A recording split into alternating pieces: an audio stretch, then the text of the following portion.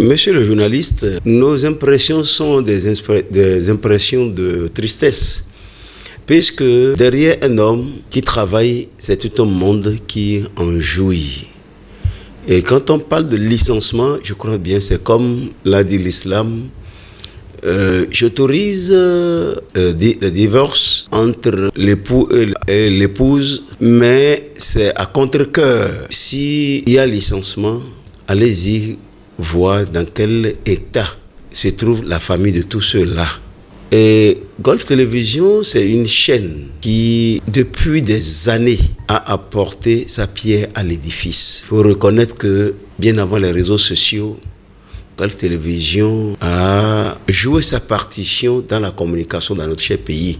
Si aujourd'hui, on en est arrivé là, je pense bien que c'est regrettable. Il revient à eux-mêmes, revient aux promoteurs et aux agents de golf, de groupe Golf Télévision, de pouvoir tendre la main, car une faute avouée, par moment, est à moitié pardonnée, et par moment, est même pardonnée. Si en temps, il s'avérait qu'ils ont enfreint à la déontologie qui régit la communication de notre pays, je crois bien que ça fait un moment donné qu'ils sont déconnectés et qu'ils aient les mots justes pour s'adresser à la HAC, pour que la HAC revienne à de meilleurs sentiments pour le hautement social que le chef de l'État a toujours prôné dans notre pays. Car ce n'est pas la chaîne, mais voyons ceux qui travaillent là. Voyons ceux qui travaillent là et voyons tout ce monde qui est derrière eux.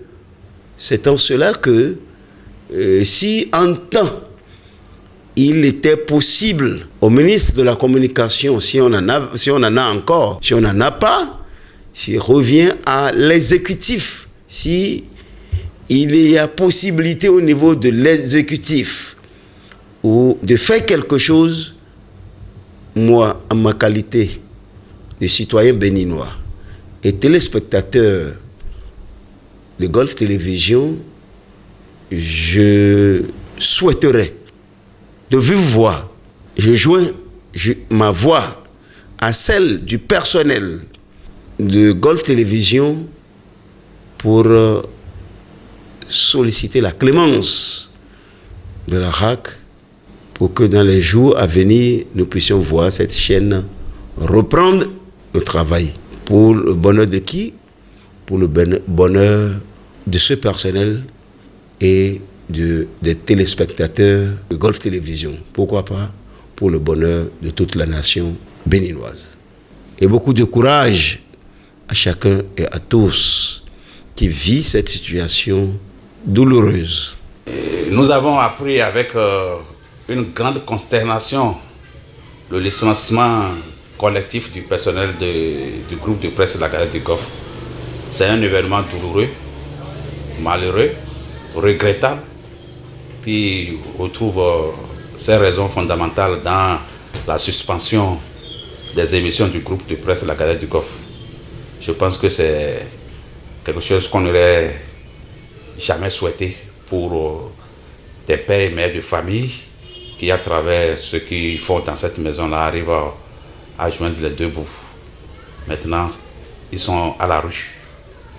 Moi, je pense que face à cette situation qui découle directement de la suspension des émissions de radio et de la télévision Golf, je pense qu'on peut lancer un appel en direction de nos autorités afin qu'ils reconsidèrent cette sanction-là. Je suis sûr que si la sanction est levée aujourd'hui, d'ici 2 semaines, 3 semaines, presque tous vont encore reprendre.